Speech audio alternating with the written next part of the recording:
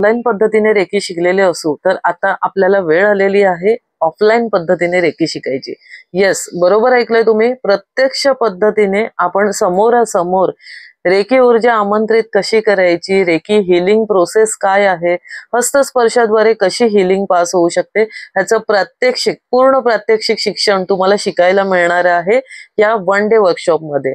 So जर तुम्हाला पूर्णतः रेकीचं ज्ञान प्राप्त करायचं आहे, एक्झॅक्टली रेकी काय आहे, कशी पास केली जाते रेकी आपल्या स्वतःसाठी, इतरांसाठी, ह्याचं जर शिक्षण तुम्हाला घ्यायचं असेल तर नक्की जॉईन करा हा वर्कशॉप। वन डे वर्कशॉप आहे।